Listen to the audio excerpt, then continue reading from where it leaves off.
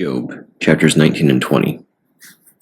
Then Job answered and said, How long will you vex my soul, and break me in pieces with words? These 10 times have you reproached me, yet are not ashamed that you make yourself strange to me.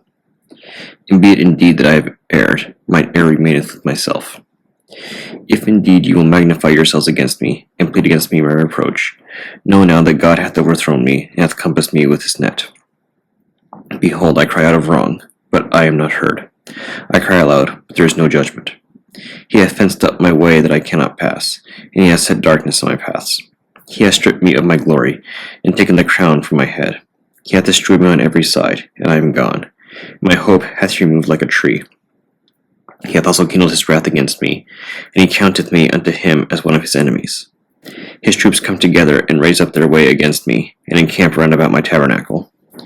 He hath put my brethren far from me, and mine acquaintance are verily estranged from me. My kinsfolk have failed, and my familiar friends have forgotten me. They that dwell in mine house and my maids count me for a stranger. I am an alien in their sight. I called my servant, and he gave me no answer. I entreated him with my mouth.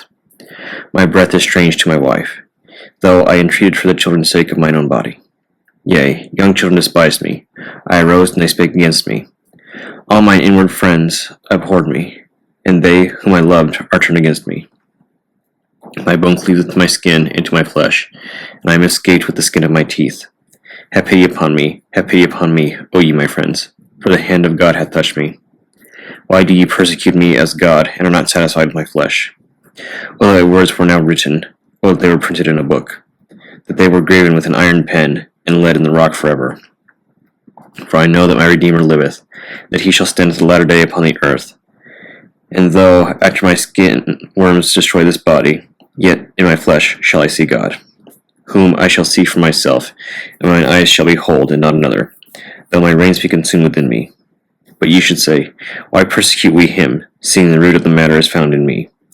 Be ye afraid of the sword, for wrath bringeth the punishments of the sword, that ye may know there is a judgment.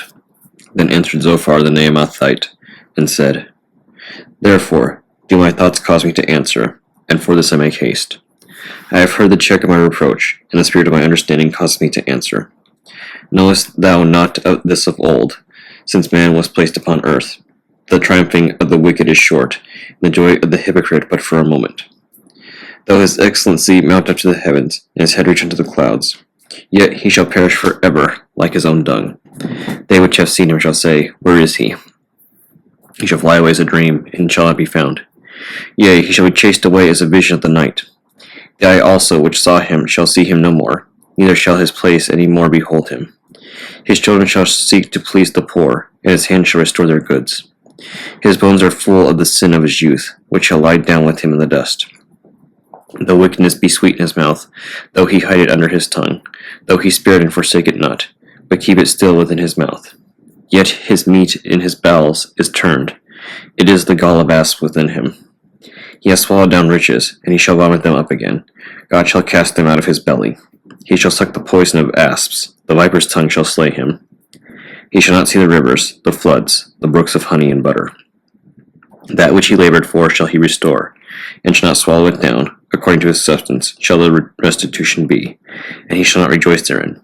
Because he hath oppressed and hath forsaken the poor, because he hath violently taken away a house which he builded not. Surely he shall not feel quietness in his belly, he shall not save of that which he desired.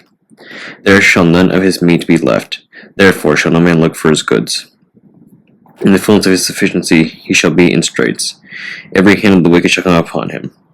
When he is about to fill his belly, God shall cast the fury of his wrath upon him, and shall rain upon him while he is eating. He shall flee from the iron weapon, and the bow of steel shall strike him through. It is drawn, and cometh out of the body. Yea, the glittering sword cometh out of his gall. Terrors are upon him. All darkness shall be hid in his secret places. A fire not blown shall consume him. It shall go ill with him that is left in his tabernacle. The heaven shall reveal his iniquity, the earth shall rise up against him. The increase of his house shall depart, and his goods shall flow away in the day of his wrath. This is the portion of a wicked man from God, and the heritage appointed unto him by God.